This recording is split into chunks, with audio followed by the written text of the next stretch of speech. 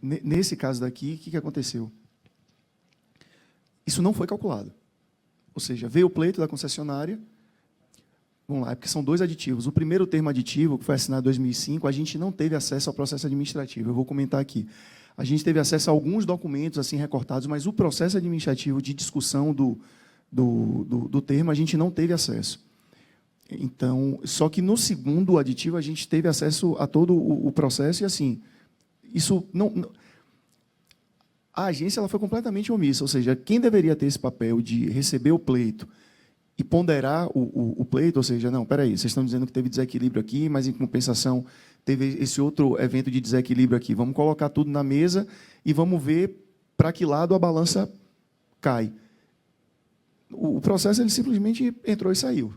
Então, esse papel da agência de discutir, de ponderar, de ter os dados à mão para poder discutir com a concessionária, simplesmente não aconteceu. Então, a auditoria fez um cálculo, fez uma estimativa, e, assim, a gente, ao longo do relatório, a gente sempre teve a preocupação de dizer o seguinte, isso aqui não é um cálculo de reequilíbrio.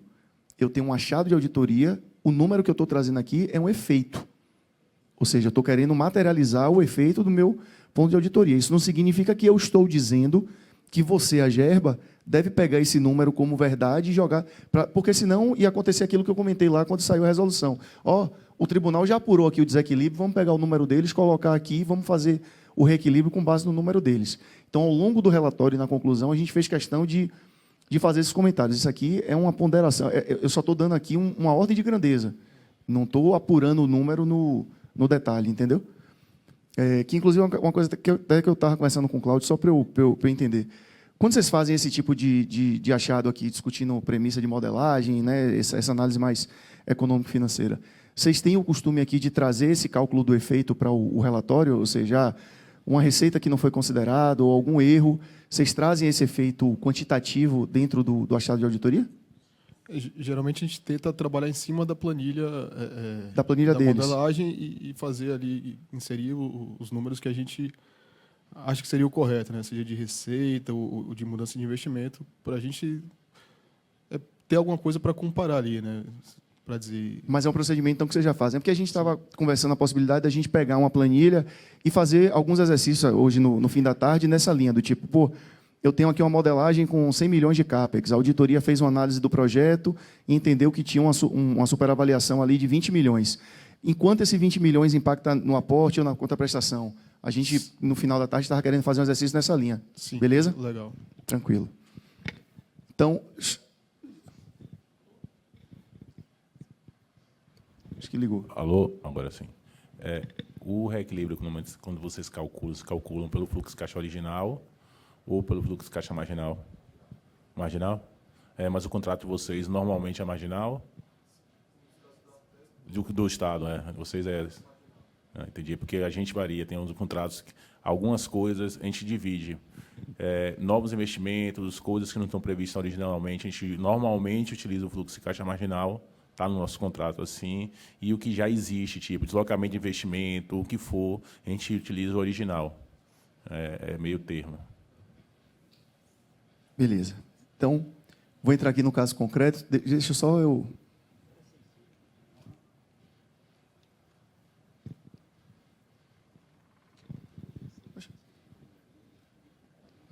Aqui perto. Deixa eu só voltar aqui para a gente relembrar algumas informações aqui que são relevantes. Lembrem dessa informação daqui. O prazo era de 25 anos, a vigência do contrato, e o prazo máximo das obras são 8 anos. Essas informações elas são importantes aqui para...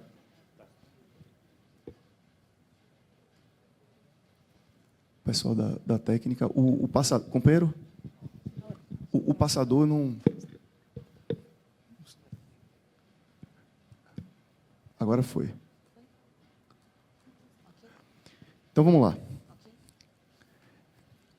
É um contrato de 2020 que teve 2 aditivos, um em 2005 e um em 2015. Aí, reparem a primeira coisa, a reprogramação do prazo das obras de duplicação para 10 anos. Qual era o prazo do edital? 8. Então, o primeiro aditivo ele já vai em cima de uma variável crítica dentro do edital. era um dos fatores de disputa, ou seja, eu quero trazer aquele que tem mais capacidade de fazer a obra no menor tempo possível. Então, quer dizer, eu apresento uma proposta dizendo que não preciso de 8 anos, não, em 3 eu faço. Mas aí agora vamos prorrogar para 10? Já é a primeira questão. E a segunda questão é o seguinte, a vigência ela sai de 25, lembra? Num primeiro momento ela pula para 35, ou seja, mais 10 anos. No segundo momento ela pula mais 15 anos. Então, um contrato de 25 pula para 50 anos. Isso desde o começo foi uma coisa que me chamou muita atenção, porque assim, na modelagem, o Estado entendeu que, ou não, para o volume de investimentos aqui, para a tarifa, né, considerando todas aquelas variáveis da modelagem, 25 anos é suficiente para ele investir e amortizar o investimento. Que fator de desequilíbrio miserável é esse que ele vai precisar dos mesmos 25 anos para poder reequilibrar? Um fator desse, meu amigo, tem que ser um terremoto. Implodiram a estrada inteira. 200 quilômetros de estrada sumiram, vamos ter que começar do zero. Vocês concordam? É, no mínimo, esdrúxulo. Não faz o menor sentido. Eu preciso de 25 anos para amortizar, agora eu preciso de 25 anos para poder reequilibrar. Tem que ser um evento de desequilíbrio, meu amigo, catastrófico, que não foi o caso. Então, isso aí, por si só, já deveria ter chamado a atenção da gente lá no tribunal, já na assinatura. Mas, aí fazendo a autocrítica, né, antes tarde do que nunca. Então, quais são os temas que perpassam, né, esses termos aditivos? Eu tenho essa situação de paralisação da obra, como eu comentei, né? O edital ele já trazia meio que um incentivo perverso ali de não. O mais importante é duplicar até a praça de pedágio. Depois a gente vai na operação tartaruga aí, vamos no ritmo que for possível. Não autorização dos reajustes sem a devida motivação. Lembra que eu comentei que esse é um risco que a gente trata muito nos trabalhos da Gerba, porque isso não aconteceu só nesse contrato. Existe o histórico da Gerba, que tem como causa base o fato do reajuste não ser autorizado pelo diretor da agência. Ou seja, existe todo o processo dentro da agência, como ele não tem autonomia, esse é o tipo de coisa que vai para a avaliação final do governador. Então, muitas vezes, a agência ela faz e o reajuste não sai por conta de uma questão política, de desgaste, né? Sempre que você reajusta a tarifa, tem aquela repercussão social e tal. Mas, em alguns casos, simplesmente houve atraso dentro da agência mesmo. E são situações que geram desequilíbrio econômico-financeiro. Isso aqui é um recorte do Jornal à Tarde de novembro de 2008. Um jornal muito conhecido lá de Salvador. E aí, reparem que trata do problema. É o que ele fala ali. Ó. Como punição à paralisação das obras, a AGERB informou que não concedeu em 2008 o reajuste das tarifas de pedágio realizado todos os anos no mês de fevereiro, que é o mês da assinatura do contrato. Uma punição, no mínimo, controversa, já que, pelo contrato, a cobrança do pedágio só poderia ser feita depois de terminada a total duplicação da estrada. Aí eu botei riscado porque, pelo menos no que eu li, essa informação daí, o jornalista, não sei de onde foi que ele tirou, não. Só que o que chama a atenção aqui é o seguinte, ó, a não concessão do reajuste como punição. Faz sentido uma agência reguladora aplicar uma punição que não está prevista em contrato? Porque eu sei que no programa federal, não sei se no programa de vocês aqui, tem aquele, acho que é fator X, que a depender do desempenho da concessionária, se ele não tiver um alto grau de desempenho, ele sofre um desconto daquilo que seria o reajuste total da tarifa. Acho que no programa de vocês aqui tem algo parecido, né, esse fator X? Eu sei que no federal tem. Eu sei que no federal tem alguma coisa nessa linha. Ele tem o indicador de reajuste da tarifa, mas ele vincula aquilo ao indicador de desempenho. Então, a concessionária que não tiver o desempenho dentro do esperado ali, ela vai sofrendo descontos em cima do que seria o reajuste máximo. Mas isso não tem exatamente uma previsão legal, né? Vai depender do contrato, e esse contrato especificamente não tem essa sanção. Então, faz sentido que a agência aplique uma sanção que não está prevista em contrato? Enfim.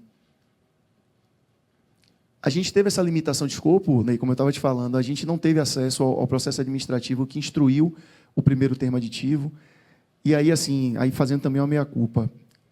Quando a gente fez esse trabalho, 2019, já tinha aí 14 anos da assinatura do aditivo. Então, é razoável que o pessoal tivesse esse processo, é uma discussão. E quando ele foi assinado, a gente descobriu, enquanto a gente estava fazendo o trabalho, que ele foi encaminhado ao tribunal. Ou seja, o gestor da época encaminhou, não o processo, mas encaminhou uma cópia do termo aditivo dizendo o seguinte: ó, tribunal, para você ter ciência. E a equipe, à época, disse o seguinte: não, está ok. Só que o tal ok deles foi assim: eu fiz uma análise formal aqui do aditivo, não instruí, não analisei o processo e disse que estava ok. Inclusive, na defesa, eles trouxeram esse argumento: não, mas na época vocês deram ok, agora, 14 anos depois, vocês estão discutindo. Só que o argumento que a gente trouxe foi: na verdade, a gente está analisando o segundo aditivo, só que o segundo aditivo é feito com base em alterações do primeiro. Então, não tem como eu olhar o segundo desconsiderando o primeiro. Mas a gente teve essa limitação de escopo. Injustificada repactuação do cronograma de investimentos no primeiro termo aditivo. Aí, reparem aqui, a gente tem aqui um fluxo de caixa, aqui a auditoria que fez, mas com dados das demonstrações financeiras. E aí eu trouxe aqui alguns parâmetros só para a gente ter uma ideia. Tem alguma coisa que chama a atenção de vocês aí nesse fluxo de caixa? Aí são dados reais, tá? Ah, peraí, tem uma informação importante. Quando o primeiro termo aditivo foi discutido, um dos argumentos da concessionária foi dizer o seguinte: ó, vocês não terem dado o reajuste está comprometendo a viabilidade da concessão. Ou seja, a perda de receita que eu estou tendo está comprometendo a saúde financeira da SPE.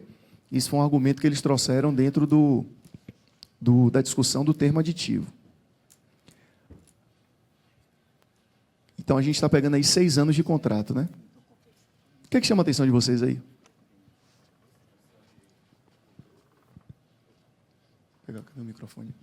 Está com você aí, Cláudio, o microfone? O vermelho? Ah, está ali.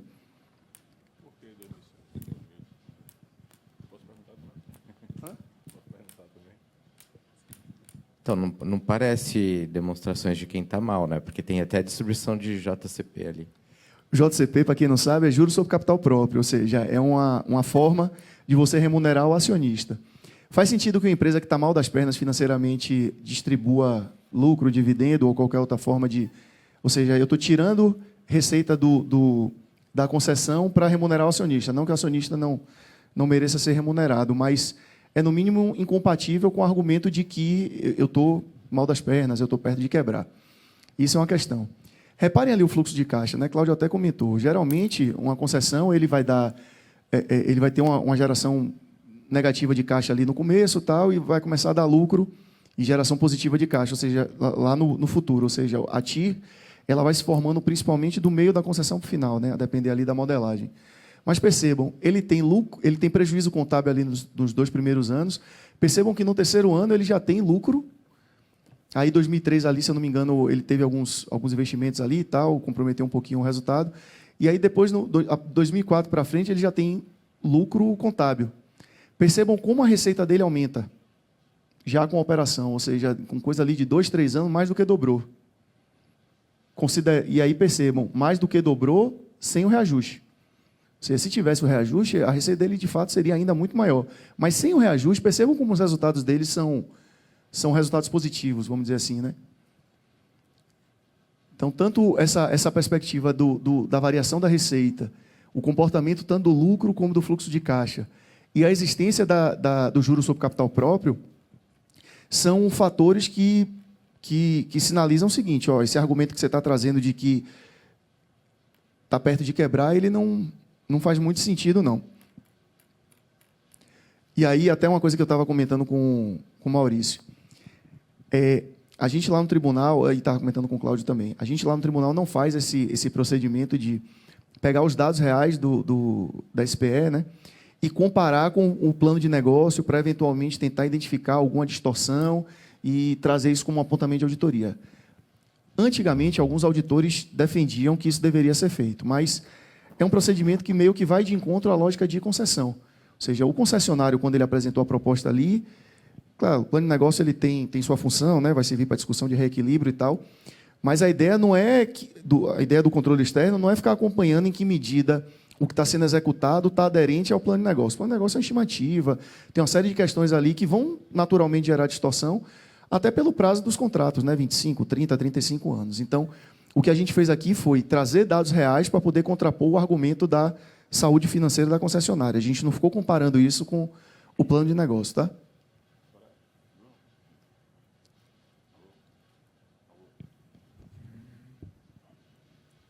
Alô? Tá. Esse juros sobre o capital próprio, ele foi distribuído ou foi só contabilizado? Não, foi pago. Ah, tá. Ele provisionava e depois pagava. É porque a pergunta foi porque a empresa às vezes utiliza esse mecanismo para pagamento de imposto de renda, né? Que você tem essa questão de debater da base do cálculo do imposto de renda. Não, Parte desse recurso. ele provisiona para poder entrar como despesa dedutiva da base de cálculo, mas ele pagava também. Aí vamos lá. Injustificada repactuação do cronograma de investimentos no primeiro aditivo. Subavaliação do impacto pelo descumprimento do cronograma. Então, lembre que o primeiro termo aditivo é feito em 2005. Teoricamente, a obra deveria estar pronta desde 2003. Mas, quando foi discutida, só um pequeno pedaço tinha sido feito. E aí a gente fez o cálculo mudando, ou seja, a partir do momento que eu tenho um cronograma que está travado ali em 3 anos e eu prolongo esse prazo, naturalmente isso vai gerar uma elevação da TIR lá no fluxo de caixa. Ou seja, gera um benefício econômico para a concessionária. Então, no estudo que foi feito, a consultoria apurou que esse benefício seria da ordem de 7 milhões. E aí a auditoria fez os cálculos e chegou a um número de 50 milhões. Proposta de postergar de 3 para 10 anos, apesar do prazo máximo do edital ser de 8 anos, ou seja, o aditivo ele estava descumprindo um aspecto muito relevante dentro do edital. E havia uma situação de tráfego excedente em relação à demanda. E aí, vamos lá, a gente não está querendo rasgar a matriz de risco. Nessa concessão, não houve compartilhamento de risco de demanda. Todo o risco de demanda foi alocado no privado. Mas foi um outro fator que a gente trouxe para questionar o argumento da saúde financeira. Vem cá, tudo bem, você está tendo perda pelo reajuste, mas, ao mesmo tempo, você está tendo um ganho que você não estava prevendo, porque há um excedente de demanda. Então, minimamente, sua receita está sendo compensada ao ponto de não comprometer sua saúde financeira.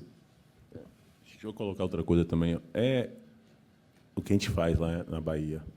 Se houver um atraso na execução inicial dos serviços por culpa do Estado, alguma licença não foi dada, por alguma coisa que aconteceu com o culpa do Estado, o que a gente faz? Normalmente, a concessionária entra com pleito de reequilíbrio e pede a contraprestação que não foi paga a partir daquele momento por causa do atraso. E, às vezes, ele não desloca o investimento. Isso aí acontece várias vezes, a gente manda corrigir. Mas o contrário, quando é culpa da concessionária, que ela está perdendo a contraprestação, a gente não faz nenhum ajuste no investimento, tá? Porque a gente já considera que ela ganhou no deslocamento de investimento pelo atraso, só que ela perde muito mais por não ter recebido a contraprestação. Vocês compreenderam o que eu quis dizer?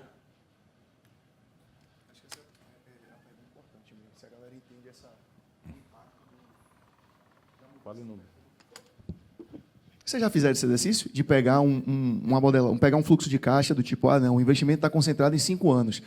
Deixa eu pegar esse mesmo escopo aqui e mudar, porque você não muda o valor. Vamos supor que, sei lá, seja um investimento de 100 milhões, ele está diluído igualmente ali em 5 anos, 20 a cada ano. Se você mantiver esses 100 milhões em vez de 5 anos e você colocar em 10, então colocar 10 milhões por ano, vocês entendem que isso naturalmente vai aumentar a taxa interna de retorno da modelagem? Isso é tranquilo, né? Se ele continuar recebendo a receita, né? Porque se não continuar, ele perde. Porque a receita... naqueles casos em que ele precisa ter investimento para poder ter a geração de receita. Beleza, que não é o caso aqui. Porque ele fez a duplicação até a prazo de pedágio, então não impactou em nada a receita dele. Não é o caso aqui. Então, beleza. Então, com o que a gente tinha de informação do primeiro termo aditivo, lembrando que a gente teve limitação de escopo, a gente trouxe esses apontamentos. O estudo que vocês fizeram ele foi parcial, vocês não estão contemplando todas as variáveis que precisavam ser contempladas. Primeiro ponto. E aí a gente chega no segundo aditivo, que assim chamou muito a atenção da gente, porque quem fez o relatório propondo a metodologia de reequilíbrio foi a FGV. Então, quando a gente pegou, a gente falou, não, é uma instituição muito tradicional e tal, deve ter um estudo aí robusto para poder sustentar as mudanças.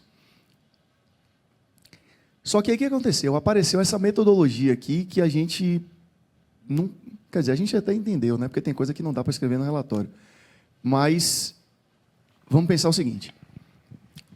Esse aditivo ele foi discutido 13 anos depois. Os investimentos ainda não tinham sido feitos. Então, lembre lá, era para fazer em 3, depois de 5 anos não tinham feito. Não, 5 anos ou 3 anos foi muito arrojado. Vamos mudar de 3 para 10. Depois de 13 anos, os investimentos também não tinham sido feitos. Tá? E aí, não, vamos parar para organizar, vamos fazer o corte aqui no ano 13 da concessão. Então, do ano 1 ao ano 13, eu tenho uma taxa de 12,8%, e até esse ano, eu entendo que houve um desequilíbrio contra a concessionária da ordem de 95,8 milhões. Isso é o que estava no estudo. Então, até o ano 13, ou seja, é como se no ano 13 houvesse um contas a pagar, um passivo, né, um valor a receber da concessionária da ordem de 95,8 milhões. Não, tudo bem. Então, vamos fazer o seguinte agora. O que é que eu precisaria fazer para que esse valor de 98 voltasse para a concessionária a partir do ano 14 ao 35, que era o prazo, a vigência, na época em que o segundo aditivo foi discutido. Eram 25 anos, eles botaram mais 10. E aí eles disseram o seguinte, não dá tempo. Então, do ano 1 ao 13, eu tenho essa dívida de 95,8 milhões. Se eu botar isso do ano 14 até o ano 35, não dá tempo de quitar essa dívida, vamos dizer assim. Então, eu vou precisar de mais 15 anos para poder quitar. E se eu fizer isso, eu passo a ter uma taxa de 7,97. A gente falou, não, mas espera aí. A lógica é o contrário. A TIR ela não é uma conta de chegada. A taxa que vai balizar o fluxo de caixa, ele é um valor que ele precisa ser definido, ele precisa ser calculado. Tem várias formas de se calcular, costuma ponderar de capital, enfim.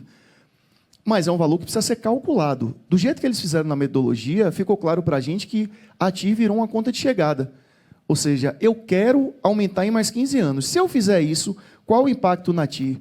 7,97. Não, 7,97 é um número razoável, então a gente aceita. E aí uma outra coisa que a gente comentava também é o seguinte, vamos lá. Quando você pega porque os exemplos que a gente dá aqui, a gente sempre bota números redondos, né? Mas quando você pega uma planilha dessa, são sempre números quebrados ali na casa dos centavos. Qual é a chance de você fazer um cálculo desse e chegar a exatamente 15 anos? Perceba, não é 15 anos e um mês, não é 14 anos e 11 meses. É exatamente cravado 15 anos. Tem alguma chance? É pior que loteria. Mais fácil ganhar na loteria do que você fazer uma conta dessa e chegar em 15 anos redondo. Então, ficou muito claro para a gente que o que foi feito foi, se estimou ali um valor de 95,8 milhões, para dizer que havia esse prejuízo. O que se queria era mais prazo de concessão. Se jogou isso dentro de planilha, que é o que eu falo, planilha aceita tudo, planilha e papel aceitam tudo. Chegaram a essa taxa de 7,97, que não tem embasamento teórico, é um número, não quer dizer absolutamente nada. E disseram o seguinte, não, 7,97 é uma taxa razoável, então a metodologia está adequada. A gente falou, não, então tudo bem, vamos discutir esse 95,8. Não. Antes do 95,8, tem a questão das receitas acessórias. A modelagem inicial ela não previu receitas acessórias. Bruno, mas rodovia, a gente sabe que a capacidade de você arrecadar ali com exploração de faixa de domínio, etc., a capacidade é pequena. Então, você pega as modelagens aí, fica a coisa ali de 1%, talvez menos. Tudo bem, mas tem alguma. Vamos tentar fazer uma estimativa para poder ver quanto é o impacto? Então, ela não foi considerada, inclusive, para efeito de modicidade tarifária, né? Ou seja, você podia ter uma tarifa menor se você tivesse incluído essa receita. Através de análise documental, de pesquisas, etc., de análise de demonstrações contábeis da concessionária, a gente chegou à conclusão que, desde pelo menos o ano 10, ela já arrecadava receitas acessórias e ela foi desconsiderada no primeiro fluxo de caixa. Ela foi desconsiderada na modelagem e foi desconsiderada na discussão do reequilíbrio, do ano 1 ao 13. E aí a gente fez uma estimativa de supor o seguinte, tá? Vamos supor que a gente tivesse incluído ela lá na modelagem, ou seja, ela estivesse lá no plano de negócio, e a gente colocasse uma premissa razoável aqui, eu não lembro exatamente o número, mas vamos supor que, sei lá, fosse alguma coisa 1%. Geraria um excedente de caixa para a concessionária de cerca ali de 7,8 milhões. Então, percebam que eu tenho 95,8 que foi trazido no estudo, o 95,8 não considera esse 7,8. Então, já é uma questão. Uma outra coisa foi a subavaliação do impacto no atraso do cronograma de investimento. A mesma coisa que a gente discutiu. Do mesmo jeito que a gente discutiu isso no aditivo 1, a gente discutiu no aditivo 2, só que com peso ainda maior. Porque aí eu já estava no ano 13 e eu não tinha feito os investimentos. E aí tem duas questões. Quando eu mudo o perfil do CAPEX, o cronograma do CAPEX, naturalmente eu aumento a rentabilidade do projeto. Mas, além disso, tem uma coisa. Quando ele apresentou o plano de negócio, ele tinha um CAPEX concentrado em 3 anos.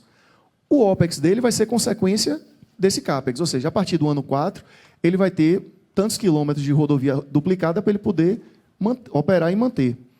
Se ele não duplica a rodovia, todo mundo concorda que o OPEX dele é menor do que o que estava previsto? Ou seja, nesse contexto, a concessionária está ganhando de duas formas. Ela ganha pela mudança do cronograma e ela ganha por uma redução do OPEX, não por eficiência dela, mas porque, por ela não ter feito investimento, ela não tem o que manter. Nada disso foi considerado no estudo da FGV. Então, o atraso na duplicação ele reduz despesas com manutenção e conservação da rodovia, fator não considerado. Então, quando a gente traz esses dois efeitos, ou seja, o efeito natural da mudança do cronograma e a redução do OPEX, por ele não ter tanta estrada para poder manter, o impacto disso deu quase 109 milhões, ou seja, só essa discussão já superaria os 95 que estavam sendo discutidos lá no reequilíbrio. Ou seja, talvez o desequilíbrio exista, inclusive, em favor do Estado. Então, o que está sendo discutido aí em termos de aumentar 15 anos, na verdade, pode até ser o contrário. Mas, de novo, o que a auditoria está fazendo aqui não é um cálculo de reequilíbrio, é uma estimativa do efeito de um achado. Tá? Definição inadequada da receita tarifária do fluxo de caixa do ano 14 ao 50. Foi o que Cláudio estava... Dúvida? Desculpa. Oi, Bruno. Ô, querida, tudo bom? Tudo bem. Como que vocês fizeram para estimar esse valor desse OPEX? Porque, às vezes, você tem vários investimentos, né? E a concessionária não faz uma parte ou atrasa uma parte. E aí, como que a gente poderia estimar esse valor específico para aqueles investimentos, entendeu? Para poder considerar nesse cálculo. Entendi. Não, a gente é porque o objeto ele é mais simples, né? É uma rodovia. Então, o que a gente fez? A gente abriu o número mês a mês e aí a gente considerou o seguinte, o OPEX dele vai aumentando conforme o CAPEX dele vai aumentando, ou seja, quanto mais estrada eu tenho, mais meu OPEX aumenta. Tá, mas ele só executou o CAPEX até aqui. Então, daqui para frente, o OPEX dele, teoricamente, seria igual ao do ano anterior, concorda? Não tem por que ele aumentar o OPEX, não o OPEX todo, mas a parte de conservação. Porque, de fato, tem despesas lá, tem linhas do OPEX que vão se manter. Por exemplo, a folha da SPE. Isso não vai mudar. Mas a linha do OPEX relacionada à conservação e manutenção, ela guarda uma correlação com o avanço da linha do CAPEX. Quando mais o CAPEX anda, mais o OPEX... Quanto mais o CAPEX vai andando, mais o OPEX vai aumentando. Então, se o CAPEX parou nessa parte aqui da linha do tempo, daqui para frente o OPEX tem que se manter. Pelo menos em teoria. Ficou claro? Mas, de novo, é um objeto simples. Talvez numa obra de maior complexidade, talvez seja mais difícil fazer esse... Mas acho que sempre dá para fazer. Quando o EVTE, o plano de negócio, é mais detalhado, você, às vezes, consegue dividir o que é o custo fixo e o custo variável. Entendeu? Às vezes não é. Aí vai criar uma briga, realmente, discussão com a concessionária, como é que se apura isso. E, normalmente, dá problema quando não tem isso.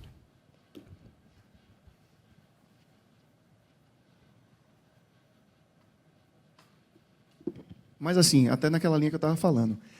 Dá problema no cálculo do reequilíbrio, porque aí, de fato, você vai ter que fazer uma coisa na unha. Mas, para efeito de auditoria, o que eu estou querendo ali é uma ordem de grandeza, eu não estou querendo um número fechadinho. Ainda que o plano de negócio ele não tenha esse nível de detalhamento adequado, né, o ideal, vamos dizer assim, sempre vai dar para fazer alguma estimativa. Não, vamos tentar tirar aqui do... Vamos supor que a linha de OPEX esteja fechada. Ou seja, ele não tem uma segregação do que é folha, do que é conservação, vamos supor que esteja assim. Minimamente, pelo EVTE, vai dar para você fazer alguma estimativa ali para dizer o seguinte, não, do OPEX aqui, sei lá, 30% é conservação da rodovia, então vamos trabalhar em cima do 30%. Alguma estimativa vai dar para fazer, mas, de novo, não é um reequilíbrio. A ideia aqui é só dar uma ordem de grandeza para que o conselheiro relator, como o companheiro comentou ontem, né, quando chega no gabinete para poder discutir, o conselheiro relator, os conselheiros em geral, eles vão querer entender o tamanho daquilo, o impacto daquilo. Então, o objetivo é muito mais dar uma ordem de grandeza do que fazer uma conta ali no centavo. Tipo, no hospital do subúrbio, na época da Covid, a gente teve essa dificuldade. Teve que fechar várias alas do hospital, criar mais emergência, tal, e tudo de urgência naquela questão da Covid. Aí tentou... Como é que faz isso? Porque a gente foi para o modelo todo fechado. Não tinha nada.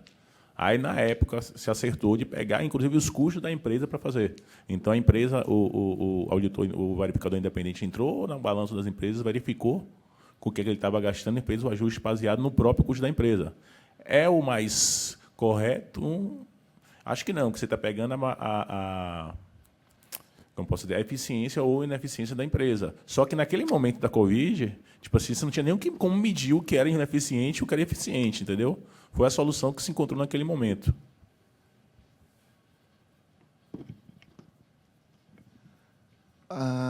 Certo. Aqui uma outra questão. Na verdade, tem algumas questões aqui dentro.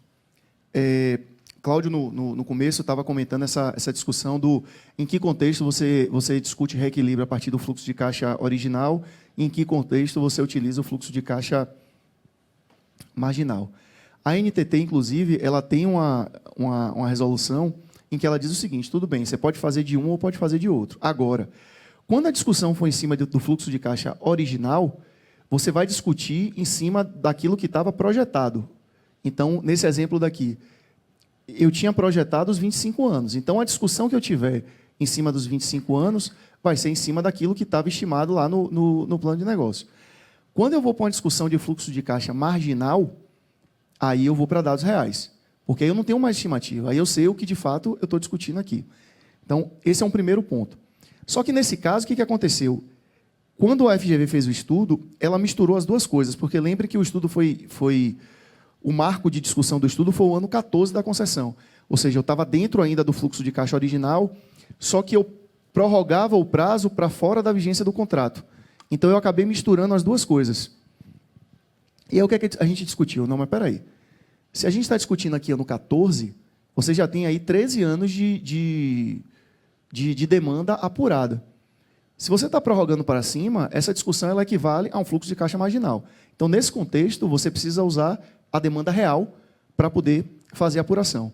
E a FGV, quando fez, ela fez com base na demanda do plano de negócio e disse o seguinte, eu utilizei os dados da concessionária e não fiz qualquer validação. Eu parti dos dados da concessionária, mas não fiz qualquer validação. Aí, o que a gente fez? A gente mandou uma solicitação para a agência dizendo o seguinte, me manda aí os relatórios de tráfego, né, os relatórios de demanda do ano 0 ao ano 13 da concessão. Isso levou um mês para a gente receber, e a gente recebeu uma planilha com 13 linhas digitadas, juro por Deus. Uma planilha Excel assim, ano 0, ano 1, ano 2, ano 3, e os números assim digitados. Aí a gente ligou para lá, não, é porque a gente não tem controle de tráfego, não, isso aí é uma estimativa que a gente faz e tal. Eu falei, peraí, vocês estão me dizendo que vocês são a agência reguladora do Estado na área de transportes, vocês estão me dizendo que tem um contrato com 13 anos de operação, e vocês estão me dizendo que vocês não sabem, vocês não têm acesso, não têm o número de quantos veículos passam naquela rodovia? É isso mesmo, a gente não tem, não. E eu acho que é a maior rodovia, né? É a que tem mais tráfego na Bahia, em relação à estadual.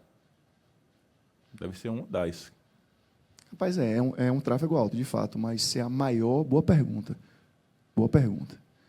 Mas, enfim, a gente recebeu uma planilha digitada. Falou, pô, não dá para confiar nisso. Tá, mas a gente precisa do número para a gente poder fazer o efeito do achado. Tá, então, vamos, agente auditoria, fazer nossa estimativa. Então, o que a gente fez? A gente pegou a demonstração contábil lá do exercício, né, que estava sendo discutido, pegou a receita. Tá, vamos lá no plano de negócio e vamos ver o seguinte. Quanto é que se esperava aquele cálculo do veículo equivalente, né? Vamos pegar lá o veículo equivalente, vamos pegar a tarifa que foi usada lá na modelagem e vamos ver quanto seria o esperado aqui. O esperado aqui seriam tantos veículos equivalentes, certo? Só que no mundo real eu tenho uma tarifa diferente e tenho uma receita diferente. Vamos ver em que medida uma coisa é proporcional à outra ou não. E aí a gente fazendo 1000 regras de 3 lá, a gente chegou ao que seria a quantidade de veículos equivalente no ano para poder trazer isso para o efeito do fluxo de caixa. E aí, quando a gente fez, o que aconteceu? Lembram do 7,97 lá, aquela conta de chegada deles?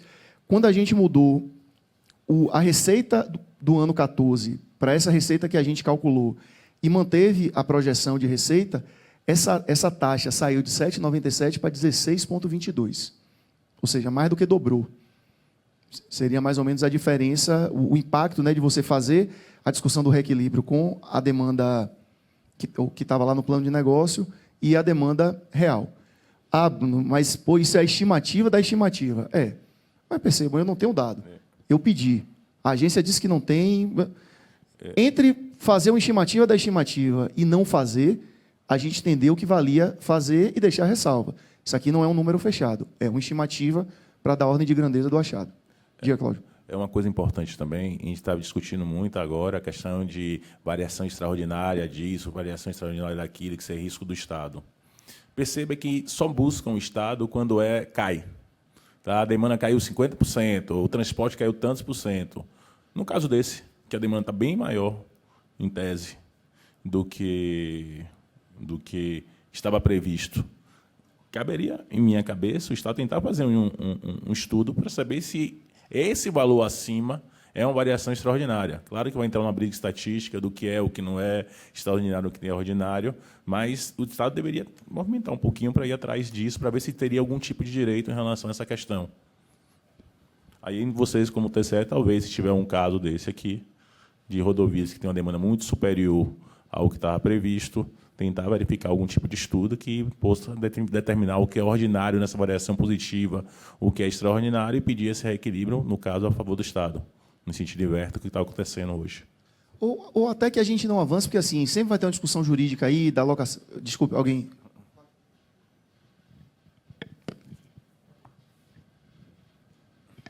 Só uma complementação no que o Cláudio falou. Se o Estado não tem um controle nenhum do tráfego, como é que ele vai atrás de alguma coisa?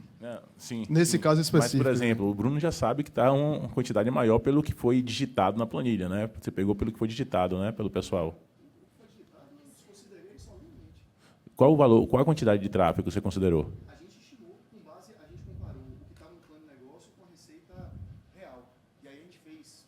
Sim, mas a receita real você consegue ter uma ideia de quanto é. É uma forma de estimar, né? Você não sabe o tráfego, como você conseguiu estimar? Claro que aí é auditado por outra empresa, aí tem outras nuances que você não vai conseguir identificar. O ideal é ter esse controle, né? Não, o que eu falo é isso, exatamente. Mas essa iniciativa deveria ser da agência reguladora e não do controle externo. Não, sei, mas não tendo a agência reguladora feito isso, não sei se vocês podem apontar, olha, por que não se verifica algum estudo que se verifique se há uma variação extraordinária em relação a essa demanda que está muito acima, se não está? É só essa identificação. Vocês apontarem, não vocês calcularem, mas pedirem para a agência fazer essa identificação. Essa discussão, eu não sei se é uma discussão típica do controle externo. Porque sempre vai ter o argumento por trás do seguinte, não, mas espera aí, na modelagem o risco de demanda era meu. Então, essa discussão do ordinário, extraordinário, em que medida você está avançando para rasgar a matriz de risco, sempre vai ter uma discussão jurídica aí por trás complicada. Eu não sei se é papel do controle externo avançar nesse sentido. Entendi. Entendeu? Eu acho complicado, porque também vão usar... imagine um controle externo avançando para dizer assim, não, mas espera aí, você vai ter que reequilibrar porque é extraordinário e tal. Não, mas agora, por que você só faz isso num sentido e no outro não, sabe? Eu acho difícil para o controle externo avançar nesse tema. A gente vai entrar nesse tema, mas vocês fizeram, o próprio TCE aí agora, na ponte, a questão daquela que o Estado fez uma consulta técnica para vocês sobre a variação de insumos e vocês falaram, não, posso mudar a matriz de risco do contrato do reajuste de PCA para o reajuste diferente e uma forma paramétrica que represente efetivamente essa variação de preço. Depois a gente discute, vai chegar lá. Não, vai chegar lá. É no mínimo polêmica, eu não estou discordando, não. Eu só tenho um receio se a instância que deveria provocar esse tipo de discussão é o controle externo. O que a gente quis provocar com esse trabalho foi dizer o seguinte, espera aí, a gente está falando de uma concessão que tem uma demanda bem... Tudo com base em estimativa, tá? Mas que tem uma demanda bem superior ao real. É um contrato de 25 anos, com uma tarifa bem cara. O que é o interesse público nesse contexto daí? Que esse contrato acabe o mais rápido possível. Concordam? Porque quanto mais rápido ele acabar, surge a oportunidade do Estado fazer uma nova concessão em que ele pode trazer novos investimentos. Quem anda por lá sabe como toda rodovia acaba sendo um fator de desenvolvimento do entorno, né?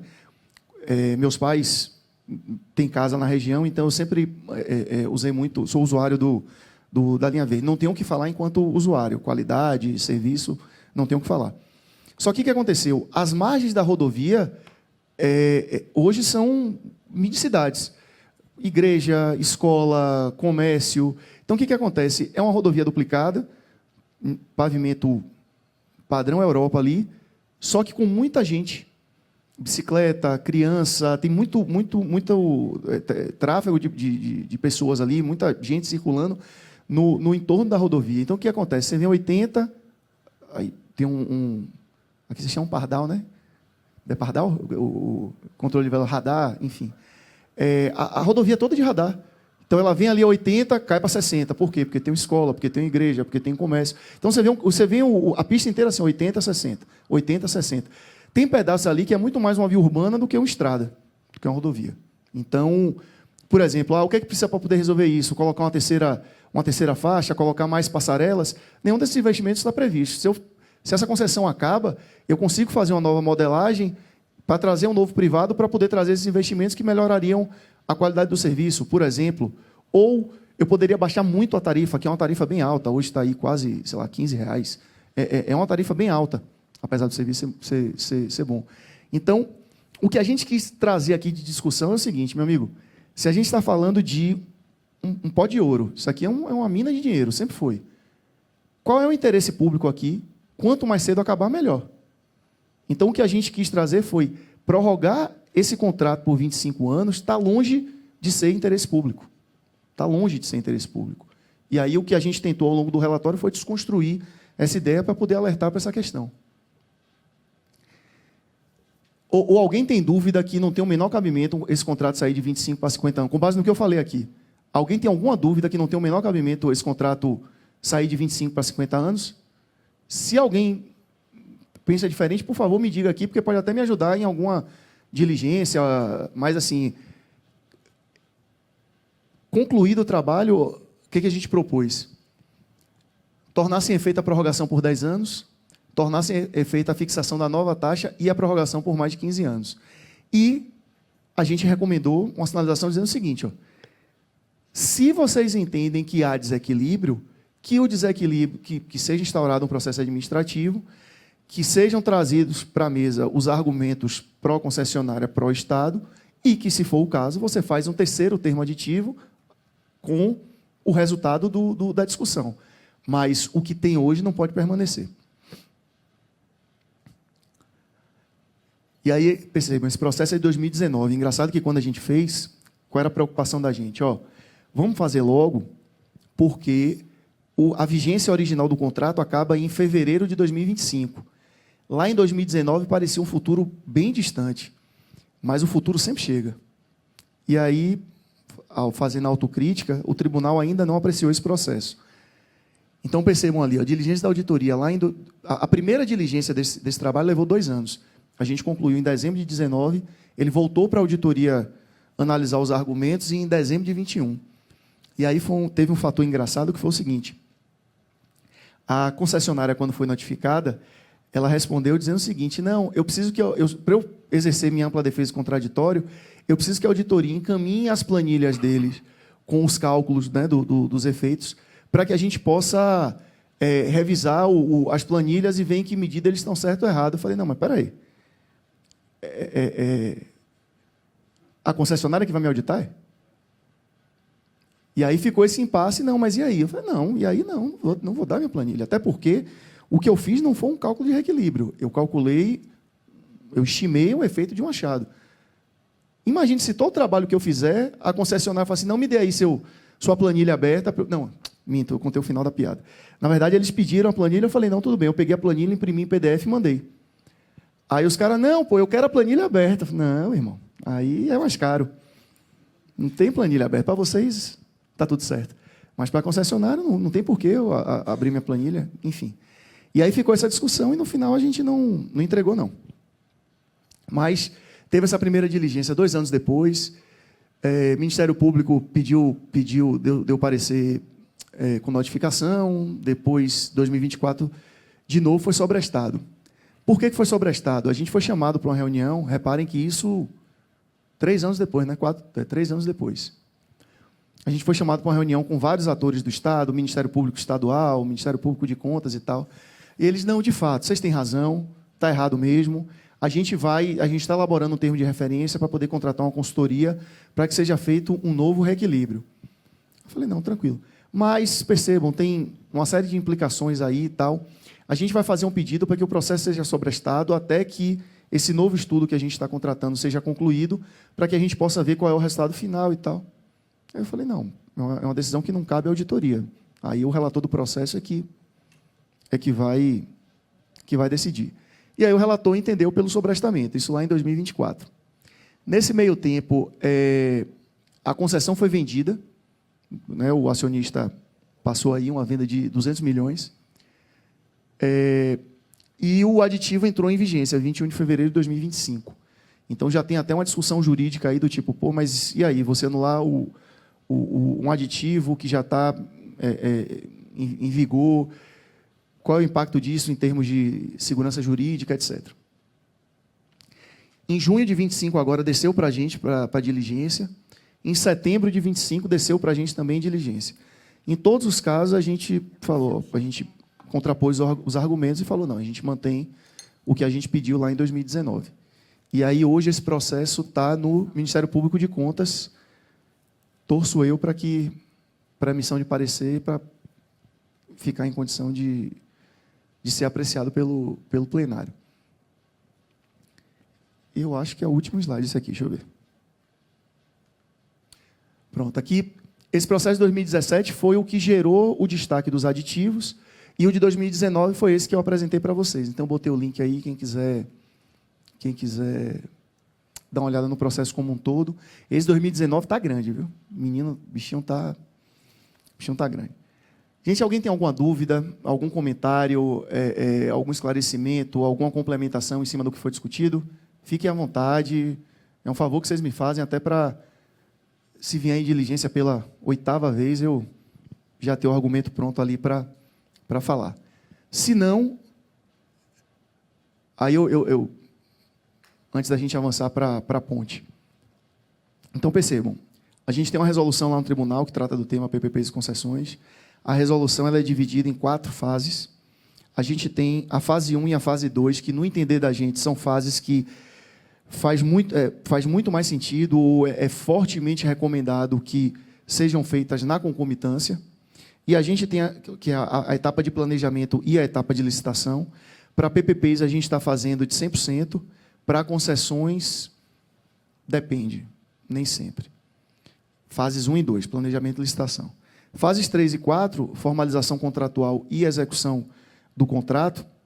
A fase 3 é essencialmente burocrática, né? A gente nunca pegou nada assim de muito relevante, não. E a fase 4, o que tem chamado muita atenção da gente, é a questão dos aditivos das concessões comuns. Como aqui vocês fazem 100%, né?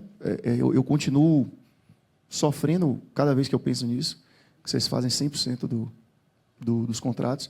Mas o que alertou muito a gente é o seguinte, quando um aditivo é feito em concessão comum, a gente não tem conhecimento. Porque quando é PPP, como geralmente esses aditivos acabam tendo algum efeito financeiro, seja em contraprestação, em aporte, etc., acaba aparecendo para a gente porque a gente vê uma variação muito significativa na execução nos pagamentos, né, relacionados ao contrato. Então, é um fator que sinaliza para a gente teve alguma coisa diferente ali, vamos parar para olhar. Mas concessão comum, como é processo administrativo, muitas vezes passa batido. Então, a gente tem tentado lá, inteligência artificial e tal, tentar achar uma forma de ter algum robô que diariamente ou periodicamente analise o diário oficial, para caso surja algum termo aditivo de alguma concessão, a gente receba alguma sinalização, alguma coisa, foi assinado um termo aditivo aqui em relação à concessão tal.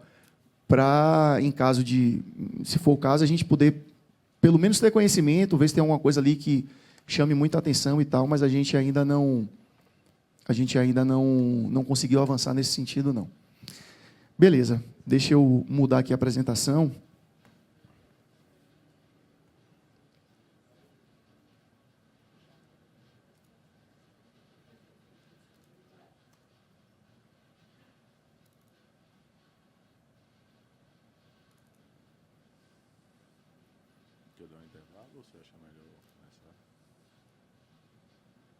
Rapaz, acho que eu vou fazer o seguinte. Eu começo aqui essa parte introdutória, aí emendo a parte de leitura com intervalo e aí depois a gente volta. Então vamos lá. Projeto aí do queridinho de Cláudio. Ponte Salvador Itaparica. Foi uma concorrência. O objeto de delegação meio de PPP das obras e serviços necessários à construção, operação e manutenção do sistema rodoviário Ponte Salvador Ilha de Itaparica. Foi uma concessão patrocinada. O edital foi de 2019, o contrato assinado em 2020.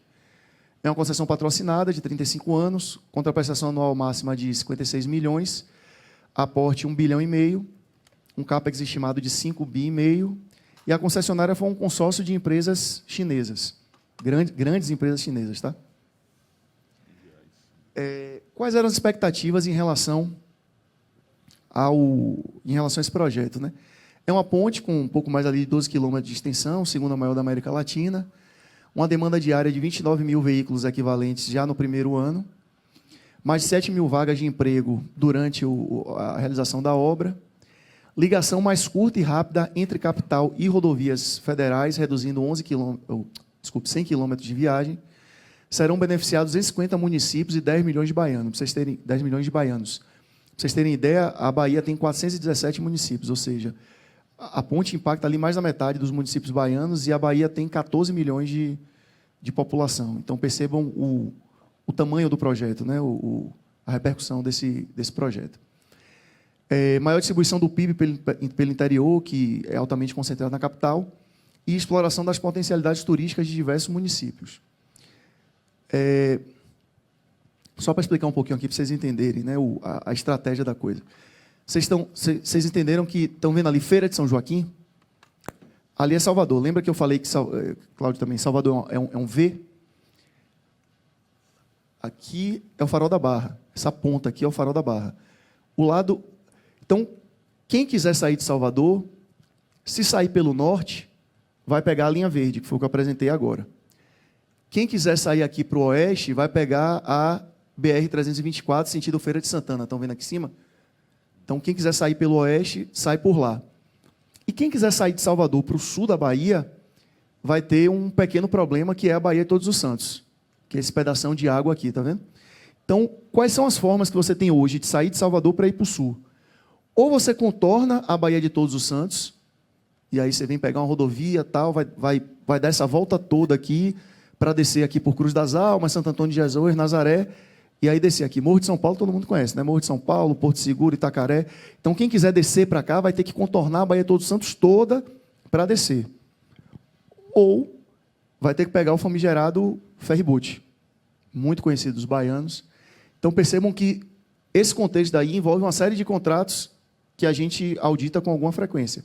Linha Verde, ferryboat, a BR-324 não, porque é uma rodovia federal, mas se vocês pesquisarem aí, vocês vão ver que foi mais um dos casos de consensualismo lá do TCU.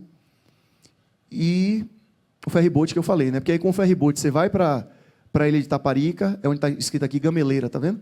Você faz a travessia, atravessa a ponte, e aí no outro lado ali tem a chamada Ponte do Funil, que traz você de volta para o continente. E aí você pega a rodovia para poder descer. E leva uns 50 minutos, né, a travessia A travessia do quê? de ferryboat. Quando você entra no barco, né? Porque tem mais umas filas de uns 30 minutos para chegar no barco. Você é um brincalhão. 50 minutos, você é um brincalhão. Ferryboat... O Maurício tem cara que pegou muita fila de ferryboat.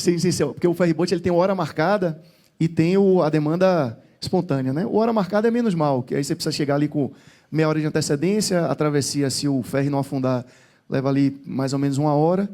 Então, 1h30 ali você está na ilha. Para fazer a volta ali, você vai levar em torno de 4 horas, mais ou menos. Agora, quem vai para o espontâneo, né, sem ser hora marcada, você pega ali Réveillon, Carnaval, são 8 horas de fila, 10 horas de fila. Enfim, então, em termos de logística, é um ganho gigantesco. Você cortar isso sem que... Pense em caminhão que vem do sul para poder chegar no Porto de Salvador. Ele passaria por dentro da ilha e depois atravessaria ali. Ou seja, você cortar 4 horas de um processo de logística, né? Imagine o quanto de eficiência daria para a malha de logística da gente um projeto como esse. Então, a discussão dos benefícios do projeto, acho que, fora toda a discussão político-partidária que acontece lá por conta desse tema, porque, de fato, é um tema já bem antigo, mas assim, os benefícios do projeto, acho que são indiscutíveis. O PIB dessa região aí da ilha é o PIB do sertão. Apesar de estar do lado de Salvador, tem um PIB... O PIB o quê? Desculpe, o IDH. O IDH, exato. O IDH dessa região aí é baixíssimo, o IDH do sertão. Apesar de estar... Colado com Salvador. Colado a 10 quilômetros, é claro que tem um mar no meio de Salvador. Inclusive, integra a região metropolitana, né? Itaparica e Veracruz integram... Tem uma parte que é, outra parte que não é. É? Não, a região metropolitana é. É porque a ilha tem 2 municípios lá dentro. Esses municípios eles integram a região metropolitana de Salvador e assim são dos municípios mais pobres da Bahia, apesar da proximidade. Então, discutir os benefícios é bobagem. E é um potencial turístico absurdo. A ilha, tipo, vamos lá, Porto da Barra, posso falar, Porto da Barra é um dos melhores banhos de mar da Bahia. Ali, quem está com a vista para o Porto da Barra é Poente. A ilha é justamente o contrário. Seria todo mundo que teria aquela vista, seria todos os prédios na frente seriam nascentes. Então, tipo, são praias assim, paradisíacas, são praias com a água... Não tem onda, praticamente não tem onda lá. Tem a Ilha dos Frades, tem de vários prêmios internacionais ali perto. Não é na ilha, tá? Estou dizendo na região. E é muito subutilizado o turismo nessa região.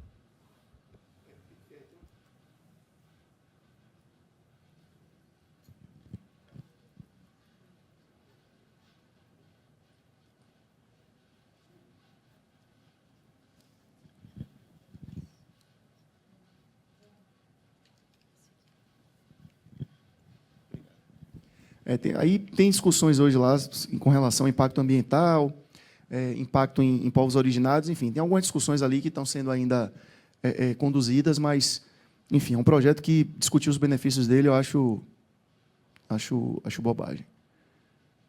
Mas, enfim. E aí, só para contar um pouquinho. Esse projeto ele foi modelado ali em 2018, 2019, a licitação aconteceu ali no finalzinho de 2019. E aí, o que aconteceu? Em termos de análise do tribunal, como eu falei, né, PPPs a gente faz todas na concomitância. O pessoal pegou alguns achados, mas o mais relevante foi a questão do orçamento da obra. E lembrando, um CAPEX de 5,5 bi, o pessoal pegou um sobrepreço a análise inicial deu um sobrepreço de 300 milhões.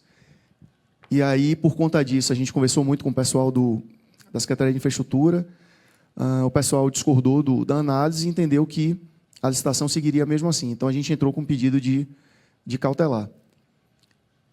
Só que a licitação foi em novembro, dezembro de 2019, a gente entrou com a cautelar, quando a cautelar estava se desenhando ali, o que acontece em março de 2020? Pandemia. E aí, a relatoria não decidiu sobre a cautelar, o conselheiro pediu mais informações, pediu notificação, então ele não decidiu pela cautelar. E quando chegou em março de 2020, a gente tem pandemia. E aí parou e tal, quando chegou no final do ano, o contrato acabou sendo assinado. Só que foi um contrato que foi licitado, foi modelado pré-pandemia, foi licitado pré-pandemia e assinado dentro da pandemia. Isso, por si só, já é um problema, já é uma questão. E aí, enfim, não vou contar o final do filme, não, mas vamos fazer o seguinte, então. Já são 10h10, vamos fazer o seguinte, eu vou dar os 30 minutos, a gente emenda com intervalo, e aí, deixa eu ver, umas 11 horas a gente volta para poder apresentar aqui os principais pontos e o que aconteceu em relação à discussão desse contrato. Beleza? Aí tem a medida cautelar, vocês vão ver que, inclusive, o relatório da medida cautelar e o relatório principal da parte de planejamento, vocês vão ver que o número de sobrepreço, inclusive, ele muda. Porque é como eu falei com vocês, o pessoal, quando fez análise e constatou sobrepreço, vamos entrar com a cautelar. E aí continuaram as análises, os gestores apresentaram novos argumentos, ele caiu, acho que, de 300 para 250 milhões, alguma coisa assim. Então, os números, eles têm uma diferençazinha, mas é por conta do procedimento normal de auditoria. Mas eu queria que vocês dessem uma lida e tal, e aí depois, na volta, a gente vai comentando os pontos principais. Beleza? Então, deixa eu ver, acho que umas 10 para as 11 a gente volta, acho que está bom. Pessoal, vamos lá? O pessoal conseguiu ler o material. Alguma coisa que chamou atenção, alguma dúvida, algum comentário preliminar antes da gente entrar aqui na apresentação, alguma coisa que chamou a atenção de vocês, se vocês quisessem trazer aqui antes de começar a apresentação, ou posso seguir? Diga, Ney. Na verdade, não é nem sobre o relatório em si, mas em estrutura de vocês. Quanto tempo, mais ou menos, vocês têm para concluir esse relatório? E quantas pessoas participam desse relatório assim, na prática? Quanto tempo? A resolução ela disciplina o tempo que o jurisdicionário precisa mandar a documentação para a gente. O tempo da auditoria não tem, né? Como a estratégia, principalmente para as fases ali de planejamento e licitação, ser o mais célere possível para, se for o caso, entrar com a medida cautelar, a gente tenta fazer o mais rápido possível, mas não tem um padrão, depende muito da complexidade e tal. Então, por exemplo, esse daí, eu acho que eu até coloquei a data que a ordem de serviço foi... Deixa eu ver se eu... Aí, foi emitida em agosto a ordem de serviço. Claro que era um projeto que a gente já vinha ali acompanhando, tentando entender e tal, mas a gente emitiu a ordem de serviço em agosto, a medida cautelar foi autuada em dezembro, que foi o mesmo mês do leilão. Então, ficou bem próximo ali e tal. A quantidade de pessoas... Repare, deixa eu pensar aqui. Da parte técnica, tem uma pessoa, às vezes duas. Tá, vou botar o gerente aí no meio. A parte econômico-financeira, tem um gerente e um auditor, que geralmente fazem. A parte jurídica, tem um gerente e 2 auditores, geralmente fazem. E engenharia... Esse trabalho daí, se eu não me engano, a gente tinha o gerente e acho que mais 2 ou 3 engenheiros. Então, assim, se somar aí gerente e técnico, deu perto de umas 10 pessoas, cada um pegando uma área ali e tal. E esse trabalho a gente ainda teve a ajuda de um auditor TCU, que ele é especializado nessa parte do CAPEX, né? A questão lá dos serviços náuticos, né? A parte de infraestrutura e tal, que é um tema muito específico, então a gente teve a ajuda desse auditor, colega lá do TCU. Só que essa equipe que faz esse trabalho, ela não é dedicada apenas a esse tipo de trabalho. Inclusive, eles têm se dedicado até a analisar a questão das PPPs sob a ótica de gestão, ou seja, gestão e governança, né? Ou seja, como é que o Estado se organiza para lidar com o tema PPP. Então, ele sai lá desde da camada de governança, do Conselho Gestor de PPPs, etc., até o processo de modelagem dos projetos. Esse trabalho foi concluído recentemente agora. Mas, enfim, fica aí mais ou menos nessa casa, aí, umas 10 pessoas e tal, com o gerente. Então, vamos lá. Era um trabalho que a gente já vinha ali mais ou menos monitorando, quando o pessoal percebeu que a tendência era que a licitação ocorresse em 2019 mesmo, foi emitida a ordem de serviço em agosto. E aí, em dezembro, no começo de dezembro, a gente autua a medida cautelar. O leilão da Bovespa aconteceu em dezembro mesmo. E o relatório principal também no mesmo mês. Então, 2019, dezembro de 2019 foi um mês agitado aí em relação ao tema. O que acontece? Como eu falei, né, quando a gente pega o histórico de modelagem, a gente percebe muito claramente que vem evoluindo sobre todos os aspectos. Se a gente pegar o do VLT, que foi lá 2017 e 2018, quando a gente pega esse da ponte, que foi 2019, a gente vê claramente um amadurecimento institucional dos atores que participam do processo de formação, de elaboração do projeto, né? E aí, nesse caso específico, o que a gente pegou? A gente pegou o sobrepreço nos orçamentos da ponte e dos acessos viários, porque eu esqueci de explicar uma coisa. Na verdade, esse contrato ele se insere num contexto mais amplo. De vez em quando vocês vão ver na mídia o chamado SVO, Sistema Viário do Oeste. Ou seja, a ponte ela é um componente dentro desse sistema viário do Oeste. E aí, quando começou o contrato, e aí me ajude, Cláudio, se eu falar alguma coisa aqui errada,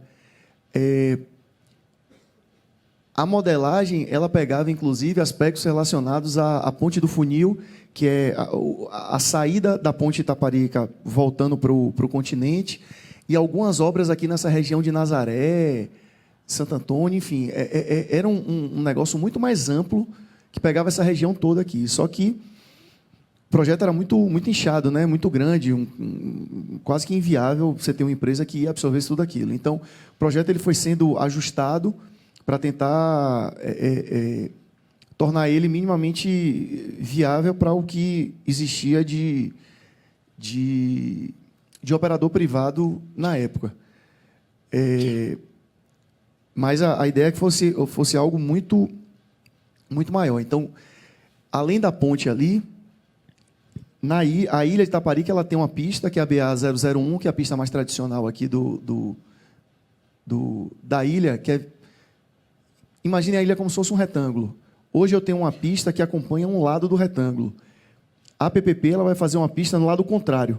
Ou seja, é como se eu tivesse, ao longo desse retângulo, duas pistas. Uma que é uma via urbana hoje, porque os municípios se desenvolveram ao longo dela, e essa nova pista que vai ficar na contracosta, ou seja, virada aqui para a Baía de Todos os Santos. Então, junto com a ponte, você tem essas obras viárias, né, esses acessos e tal, não só no lado da ilha, mas no lado de Salvador também.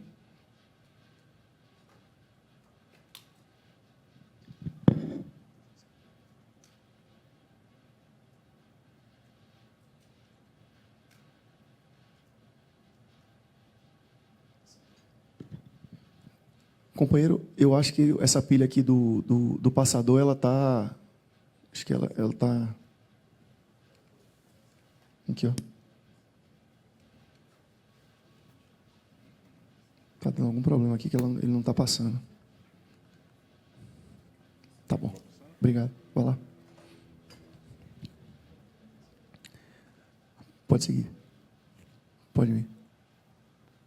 Vá. Aí, pronto, aí, é isso.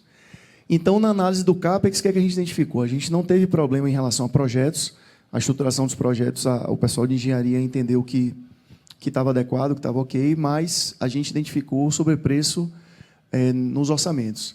Então, na estrutura da ponte foi identificado, como eu falei, né, na cautelar o valor era um pouco maior, era para 300 milhões, no processo principal caiu para 237 milhões.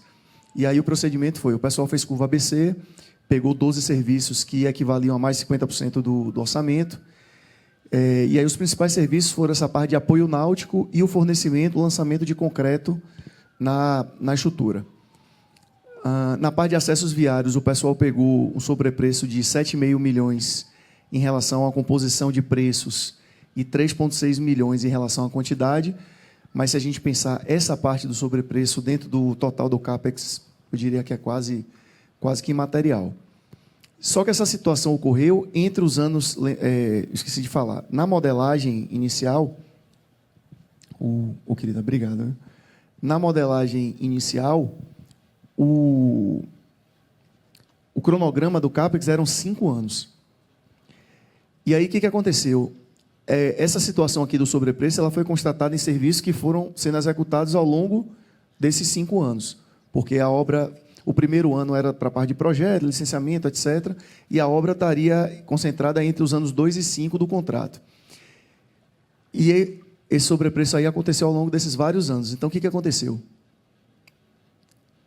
Quando eles trouxeram esse sobrepreço, e aí, de novo, ele teve que ser dividido ano a ano. Ou seja, o sobrepreço ele não estava concentrado num ano específico, ele estava em vários anos. Então, o que o pessoal fez? O pessoal pegou essa diferença, ano a ano, jogou dentro da planilha do fluxo de caixa e observou o efeito. Ou seja, se eu tirar esse sobrepreço dentro do CAPEX de cada um desses anos, como é que minha taxa interna de retorno se comporta? Então, a taxa subiu de 7,56 para 7,98. Certo? O que é que eu preciso fazer para trazer a taxa para o 7,56 inicial?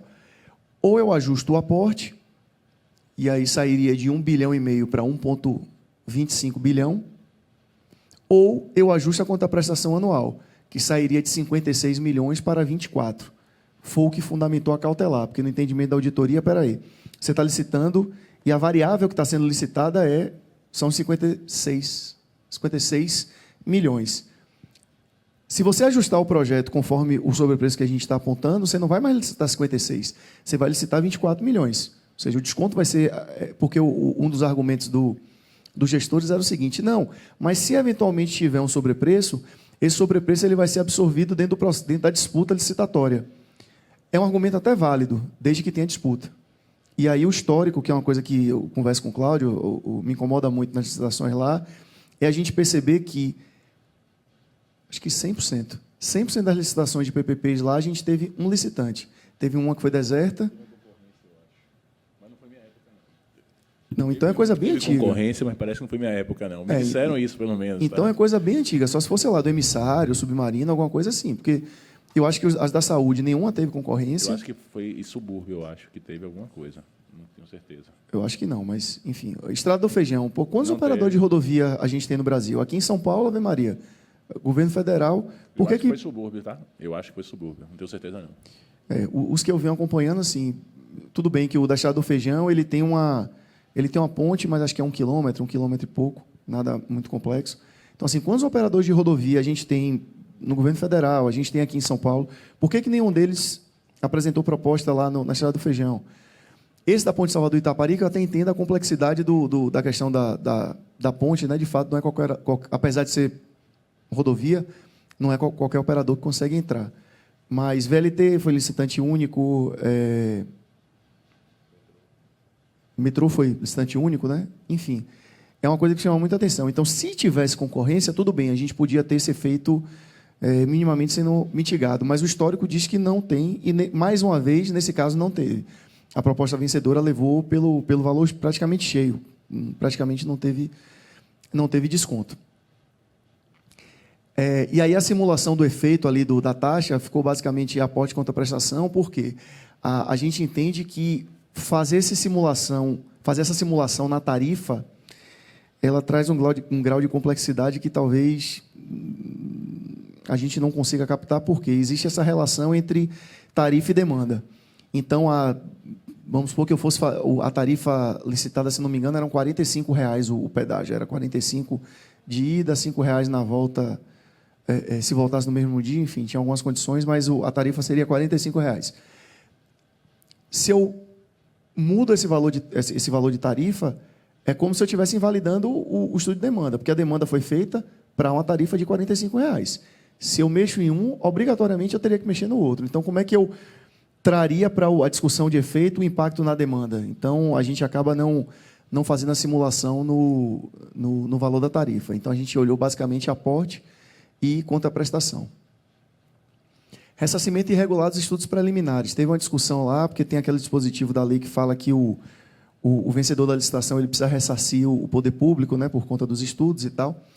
E aí o edital ele disciplinava o tema de uma forma que a auditoria discordou. Ele dizia o seguinte, 1,1 milhão, o ressarcimento de 1,1 milhão era condicionante para a assinatura do contrato e tinha um valor de 34,7 milhões que somente seriam ressarcidos após a constituição das garantias públicas.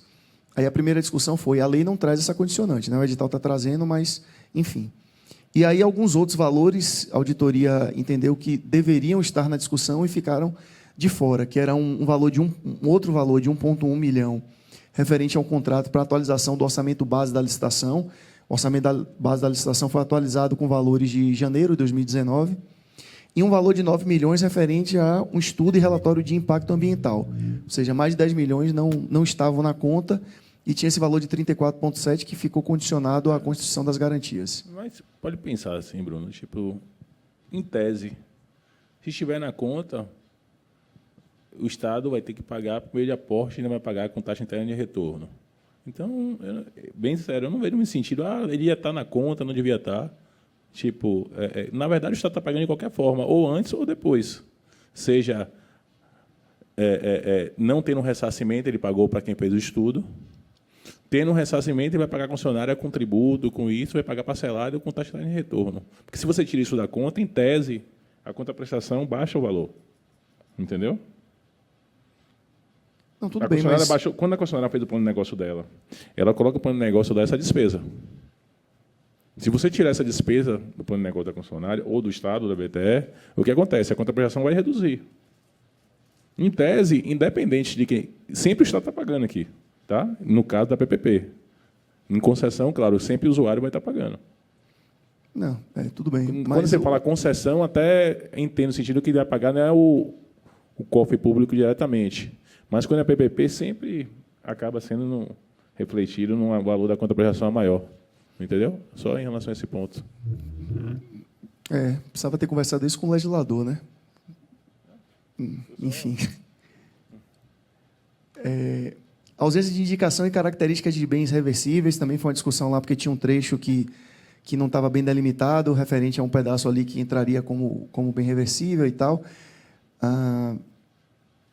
que era essa região ali da Ponte do Funil, que é justamente o final da concessão. Desatualização de estudos necessários à assinatura do contrato. De novo, tem que também é uma coisa que é bem discutida, né? Porque a lei ela fala que os estudos têm que ser atualizados no ano da assinatura do contrato. Aí fica aquela discussão, às vezes eu acabo prolongando e aí eu vou ter que ter uma grana para poder atualizar o estudo, enfim. O que a gente interpreta disso lá é a atualização não do estudo completo, mas a atualização dos estudos indicadores, por exemplo, IPCA, os parâmetros que você utiliza normalmente, mas, por exemplo, o estudo de CAPEX, o estudo de OPEX, imagine, eu faço um negócio em dezembro, aí mudou o ano, tem que atualizar no ano seguinte. Não tem sentido. Ou a atualização que ocorra por INCC, um indicador mais fácil de fazer. Porque se fizer outro estudo, sempre, para mim, é inviável. E assim, eu tenho certeza que o legislador, quando esse dispositivo foi criado, ele não pensou esse cenário, né? Que o edital é de 2019 e o contrato é assinado em 2020 com a pandemia, né? Acho que ele imaginou outro cenário. Esse daí é mais sensível, né? Mas enfim. Mas aquele exemplo que eu coloquei para você, legislador, a lei PPP fala em relação a outra coisa, tá? Que toda PPP você tem que verificar os impactos na dívida consolidada líquida. Aí a STN de lá não tem impacto. Na normativa, olha, na hora que você fizer o relatório resumido de execução orçamentária, quando você fizer a dívida consolidada, vai ter a parte lá de um relatório que você exclui esse valor da despesa do PPP. Ele não considera. Então, toda vez que aparece no relatório da gente, fala assim, olha, o impacto na dívida consolidada é zero. Eu posso gastar 800 bilhões como R$1, é zero. Por quê? Porque, segundo a normativa da STN, é isso e aquilo outro. Então, às vezes, eu acho que a gente tem que tentar interpretar da melhor forma possível, de uma coisa coerente, né? Porque, às vezes, não está tão claro o que o legislador queria. Beleza. E aí, o que aconteceu? Conclusões da auditoria. A auditoria concluiu pela irregularidade das 3 fases, né? Planejamento, licitação e a formalização contratual foi como consequência. Foram sugeridas recomendações e determinações e envio de cópia dos autos ao Ministério Público Estadual para conhecimento. Isso foram as conclusões da auditoria, tá? E aí, de novo, o trabalho iniciado em 2019, né, concluído em 2020. Aí a gente passa 2021, ainda pandemia e tal. Quando chega 2022, o contrato já com 2 anos de assinado, e pouca coisa avançou, né, por conta da questão da pandemia e tal, o Estado procura o tribunal para tratar de uma eventual consulta. Porque a concessionária alegava o seguinte, a pandemia e alguns outros eventos de nível mundial, como guerra Rússia-Ucrânia, enfim, alguns eventos elevaram o valor dos insumos de uma forma extraordinária. Aquilo que Cláudio já comentou aqui em alguns momentos e tal. Foi um aumento extraordinário do preço dos insumos, que, de fato, né, é um aumento muito fora da curva e tal. Só que esse conceito extraordinário, ele não está delimitado em lugar nenhum. Né? O que é ordinário, o que é extraordinário? Se a gente for levar a matriz de risco ao pé da letra, ou a matriz de risco ao pé da letra, o risco de engenharia está 100% alocado no privado. Tá, mas se você tem uma situação muito absurda, muito fora do padrão, que foi o que aconteceu, o privado não tem condição de suportar, para o público já é difícil, o privado não tem condição de suportar uma variação daquela. O que estava tornando a execução da concessão inviável economicamente. E aí eles procuraram a gente para poder tratar, fazer uma consulta para discutir o seguinte: é possível fazer essa discussão, essa separação do que é variação ordinária e o que é variação extraordinária, já que isso não está normatizado, eu não tenho isso escrito em lugar nenhum, então eu queria formular uma consulta junto ao tribunal para que o tribunal se manifestasse em relação ao tema. Então, acho que vocês têm também aqui a figura da consulta, né? Né? Pronto. Então, foi uma preocupação porque a gente sabia que aquela consulta, porque a consulta é sempre em tese, né? Genérica e tal. Só que a gente sabia que aquela consulta tinha um destinatário, né?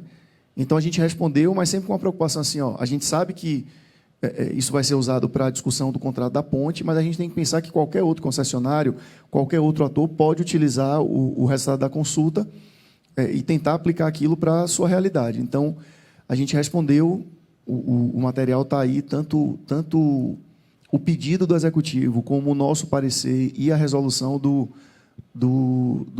tribunal. Aí eu queria fazer o seguinte, eu queria que vocês dessem uma lidinha, 30 minutos aí, e aí depois a gente volta para poder fechar a consulta e a gente sai para almoçar. Beleza? Pessoal, vamos lá? Uns 40 já, para te adiantar para o almoço. Certo. E aí, vocês viram aí o material? Alguma dúvida, algum comentário, alguma coisa que chamou a atenção? Basicamente, o que acontece? Como eu falei, né? A ideia era discutir variação de insumo ligada ao CAPEX.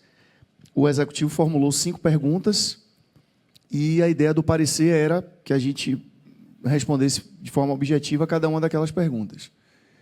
Então, tem 2 que não tem muita discussão, né? Contratos de concessão e PPP podem ser editados para especificar e detalhar sua respectiva matriz de risco, desde que não afetem a alocação originariamente estipulada. Não tem muita discussão, né? Eu estou detalhando o que já existe. E a 4ª pergunta que foi: é tecnicamente adequada a estruturação de forma paramétrica por disciplina de realização de obra, infraestrutura, mesoestrutura, superestrutura? Aqui você já vê que tem uma referenciazinha à discussão da ponte, né? Mas, enfim. Então, esses 2 aqui não tem muito o que discutir, não. O que chamou um pouco a atenção da gente foi a questão 3. É tecnicamente adequada a composição de fórmula paramétrica através da utilização de índices setoriais específicos para cada grupo de insumos que compõem o projeto? Então, desde que devidamente fundamentada, a demonstrada escolha do melhor conjunto de índices para a construção de uma adequada fórmula paramétrica para reajuste ou reequilíbrio, a partir do conhecimento detalhado de metodologias, estruturas de peso e origem das informações dos índices. Cláudio deu um exemplo aqui do subúrbio, não foi que você falou assim, não? Uma coisa é como anda, por exemplo, o IPCA. Só que saúde você tem índices específicos relacionados, por exemplo, à folha, né? Salário de médico, salário de enfermeiro. Quer falar um pouquinho sobre isso, Cláudio? Lembra que você comentou aquela questão do reajuste do contrato da PPP do subúrbio, que você falou o seguinte, não, existe uma variação específica relacionada a função saúde. É do sindicato, tem um sindicato que a gente pega o indicador do sindicato, reajuste anual do setor. Pronto, então assim, vamos supor que a gente fosse utilizar uma forma paramétrica para discutir alguma coisa nessa linha. Eu precisaria ter um conhecimento de que não existe um mercado próprio da área de saúde em que eu tenho um sindicato que disciplina o tema, então eu tenho um indicador específico para discutir aquilo. O projeto ele tem, digamos assim, a gente pega o OPEX, divide lá, qual é o percentual desse relativo ao salário médico, qual é o percentual desse relativo, sei lá, a qualquer tipo de item, faz essa proporção e aplica como um reajuste contratual. Porque até quando a gente fala assim, insumos, a gente tem variadas composições de insumo, né? Então, o que a gente quis dizer aqui foi o seguinte, não, é possível? É. Agora você precisa demonstrar o porquê você escolheu aquele índice ou aqueles índices e você precisa detalhar que metodologia é essa e como é que vai ser a composição dos pesos. E a questão 2 e 4, que a gente fez questão de fazer uma ressalva aqui. Ó a pergunta. É tecnicamente adequada a estruturação de fórmula paramétrica como um mecanismo de identificação e mensuração da diferença entre aumentos ordinários e extraordinários dos preços de insumos das obras a serem realizadas em contratos de PPP? Então, é aquela discussão. O risco de engenharia está alocado no privado, então não importa o quanto varie, ele tem que absorver. Na teoria, a gente pode até afirmar isso, mas na prática, o cara vai largar o contrato. Então, o que a gente falou só? Desde que a metodologia adequada... É possível, sim. É tecnicamente adequado, sim. Desde que a metodologia adequada não utilize os valores já efetivamente pagos pelos concessionários na aquisição dos insumos no cálculo do reequilíbrio, porque senão virava festa. Né? Cláudio comentou muitas vezes aquela questão. Não, eu tenho lá a SPE, né? Eu tenho lá a composição de acionistas. No caso de rodovia, por exemplo, geralmente o cara que está lá como acionista, além dele ser o responsável daquele contrato, ele tem uma empreiteira. Aí ele vai contratar a própria empreiteira para fazer a obra no bojo daquela concessão. Aí ele vai pagar um valor para aquela empreiteira e o valor que ele pagou, que eu não sei se está dentro de uma faixa de mercado ou não, vai ser utilizado para a discussão de reequilíbrio. Quer dizer, se eu aceito esse tipo de coisa, eu acabo criando um incentivo inadequado. Ou seja, quanto mais eu gastar, melhor. Porque quanto mais eu gastar, melhor vai ser a condição de reequilíbrio do contrato. Então, a gente fez questão de, ao longo do parecer, dizer o seguinte, não, tudo bem, é possível, mas você não pode trazer para a conta a discussão do que foi efetivamente executado para não correr o risco de você trazer fatores de ineficiência para dentro da discussão do reequilíbrio. Que é uma discussão muito parecida também com a pergunta do item 5, né? É tecnicamente adequada a utilização de modelos de vetor autorregressivo com simulações de Monte Carlo para medir e diferenciar variações ordinárias de variações extraordinárias de preços de insumos? Beleza, é tecnicamente adequada desde que a metodologia utilize dados históricos e referenciais adequados, não os valores efetivamente pagos pela concessionária. A gente fez muita questão de colocar essas ressalvas para não correr o risco de, lá na frente, alguém querer fazer reequilíbrio com base no que efetivamente executou e, eventualmente, algum fator de ineficiência ser incorporado dentro do reequilíbrio. Então, aqui os links dos processos, né? Tanto da medida cautelar... E eu botei... Não, espera aí, está errado. Não. Não, desculpe. É porque aqui está tudo junto, né? Tem a medida cautelar, teve um processo que foi para analisar o planejamento, um outro processo para analisar a licitação, um terceiro processo para analisar a formalização contratual. E a consulta é um outro processo. Então, reparem que a gente tem coisas de 2019, coisas de 2020, coisa em 2021 e coisa em 2022. Deixa eu falar uma coisinha, vou passar aqui. Em relação a isso, eu vivi assim um pouco de longe, né, a discussão, né, em relação a como proceder isso. Mesmo tendo tudo isso ok, o tribunal deu teoricamente ok, verifique a forma paramétrica, a metodologia do Estado era uma, a metodologia da empresa era outra, que a diferença é não lembro exatamente o valor, 600, 700 milhões de reais a diferença entre a metodologia e a outra, porque um utilizava o autor X para fazer a regressão, o outro utilizava o autor Y para fazer a regressão. Ou seja, mesmo tendo tudo isso aqui, continua não sendo fácil. E aí o que aconteceu? Aí já vou passar o spoiler da parte da tarde. Apesar da resposta da consulta, essa consulta saiu, se eu não me engano, em dezembro de 2022. Ao longo de 2023, o pessoal começou a discutir o como fazer. O tribunal respondeu à consulta, beleza, vamos detalhar aqui o como fazer. E aí o como fazer foi o que Cláudio falou, não se chegou a um consenso.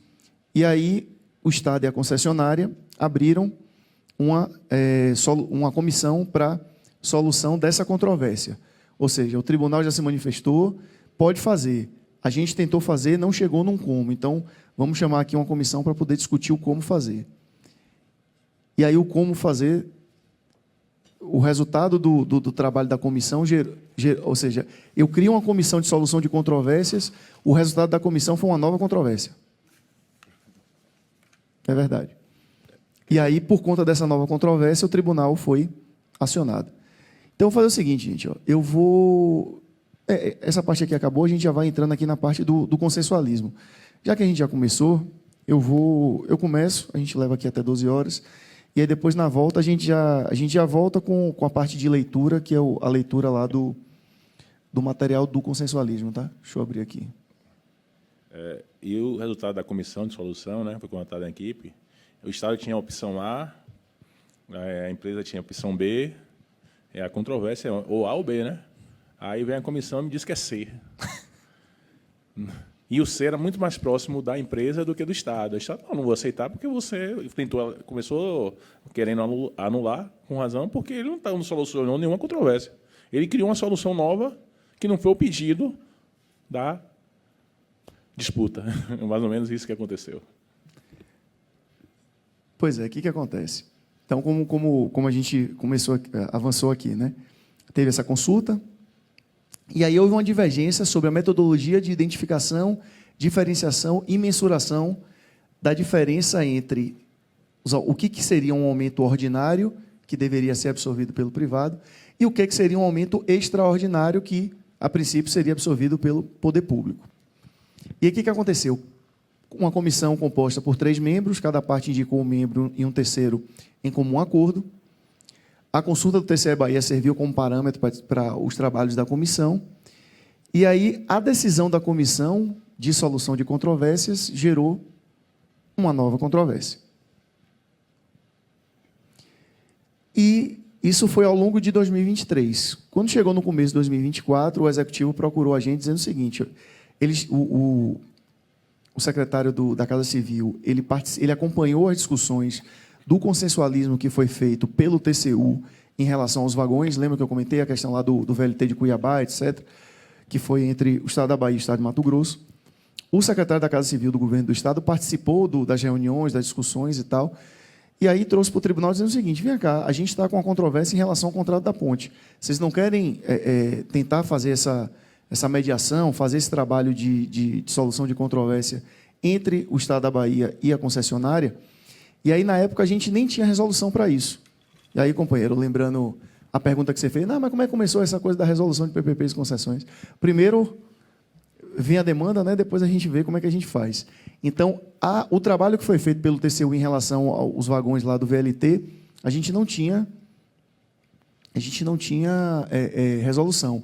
Mas quem estava fazendo a mediação era o TCU. O TCE estava ali como observador, vamos dizer assim, né?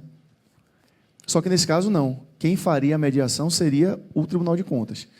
E aí a gente correu lá para poder estruturar a resolução, pegamos normativos do TCU e de outros tribunais de contas estaduais que já estavam caminhando no tema, tentamos ver ali o que é que cada uma tinha de melhor e fizemos nossa própria resolução em 2024.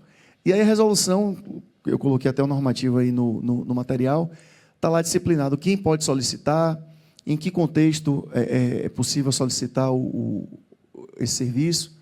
Existe um exame de admissibilidade que é feito pela presidência do TCE, antes do início dos trabalhos. Não se aplica se já houve decisão de mérito sobre o objeto da controvérsia.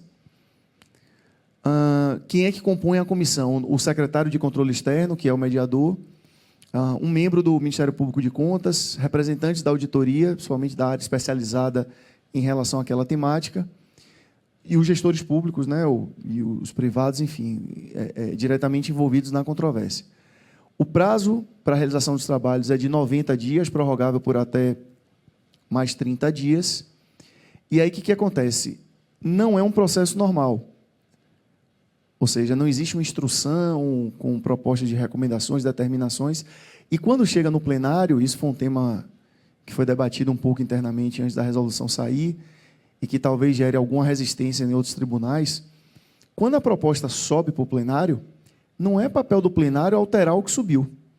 Porque, percebam, eu tenho uma comissão das partes envolvidas. Não é o tribunal que vai executar aquilo ali. Quem vai executar são as partes. Então, o tribunal faz o trabalho de mediação e chega-se ali a um consenso. Se eu subo para o plenário esse processo e o plenário altera, eu não tenho como depois cobrar que o cara execute uma coisa que ele não participou. Então, houve uma certa discussão para o pessoal entender o seguinte: não, se a proposta que subir, o plenário não se sentir confortável em relação àquele tema, ele precisa mandar voltar. Ele não pode, no âmbito da discussão ali da sessão, fazer alterações e validar aquele conteúdo alterado. Então, ele volta para a comissão reabre os trabalhos para poder discutir o que é que o plenário entendeu que eventualmente precisaria ser modificado. Se, nesse caso, não houver consenso, o processo é arquivado, ou pode haver aí alguma revisão, alguma alteração, mas no âmbito da comissão, para depois esse processo subir de novo. Então, vocês percebem como é algo muito diferente daquilo que a gente está habituado. E aí, falando em assim, meu nome, para mim foi... Eu participei da comissão, para mim foi muito difícil, porque, no caso do TCU, eles têm hoje uma equipe dedicada, capacitada, que se especializou em relação ao tema.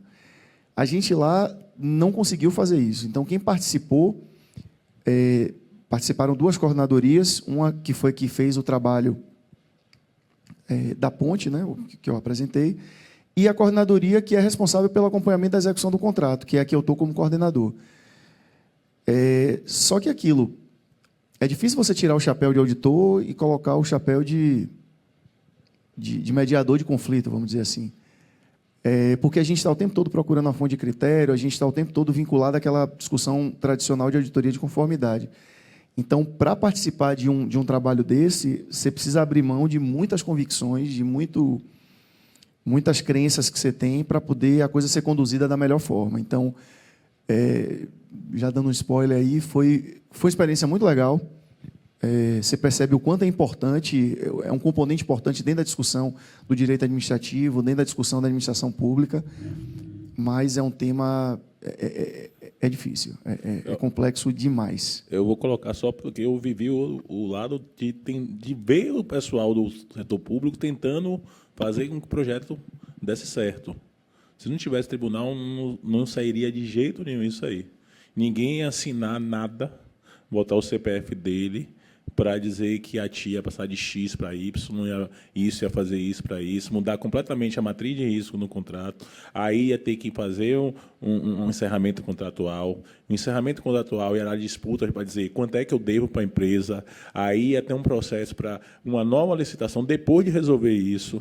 Não sei se essas empresas são super capacitadas tecnicamente para as empresas, poderiam, inclusive, não querer mais participar do processo. Entendeu? A gente sabe que hoje no Brasil não tem, não sei se ainda tem, né? Mas depois da Lava Jato diminuiu a quantidade de empresas capazes, financeiramente, tecnicamente, de fazer obras desse porte. Então, tinha um risco de não ter nada do Estado. Entendeu? Então, foi muito, mas muito importante o que aconteceu em termos de resultado desse projeto. Espero, vai dar certo, pelo menos esperamos que não tenha nenhuma variação extraordinária de novo, que são 6 anos de construção, ainda é muito tempo, tá? Estão terminando a sondagem. Já terminou a sondagem? Nem sei. Terminou agora a sondagem, entendeu? Então, o pessoal falava no processo sobre a dificuldade de fazer uma ponte nesse nível, que a altura do vento, que precisa de segurança, que precisa disso, que talvez atrase, vários receios existiam. Então, tipo assim, você via que o pessoal conhecia, pelo menos aparentemente, eu sou leigo, tá? Conhecia disso, se vocês pesquisarem na internet, essas duas empresas construíram pontes enormes no mundo todo, entendeu? Então, tipo, aquela ponte dele, eles têm uma ponte, acho que na região ali da Noruega, ali, aquela região ali da Escandinávia. A ponte mergulha no mar, ela tem um trecho submerso, depois ela volta. Então, assim, discutir a capacidade técnica das empresas é bobagem, né? Assim, pelo que os caras já fizeram, é bobagem. E antes disso, teve reunião com o governador foi para a China, aí teve uma reunião 1h da manhã, eu assistindo a reunião lá, porque eu tinha que aparecer lá 1h da manhã, aí eu falava, imagine falar para a Sônia Moraes e estar trabalhando 1h da manhã, é meio complicado, né? Ainda mais servidor público, né? Mas estava lá fazendo isso. Mas, graças a Deus, pelo menos esse passo inicial já foi dado. Então, o projeto está muito mais para concluir, para ir para frente, do que para não concluir. Eu acredito que agora consiga. Então é isso. Assim, vocês estão aí com a pasta, né? Tem lá o pedido do executivo, o parecer da gente e a resolução. Tanto a resolução do caso concreto como a resolução normativa, que trata de consensualismo. Então, vamos fazer o seguinte, a gente sai para o almoço, volta 2 horas, a gente tem essa meia horinha aí para poder ler o material, e a partir das 14h30 a gente retoma com a apresentação. Beleza?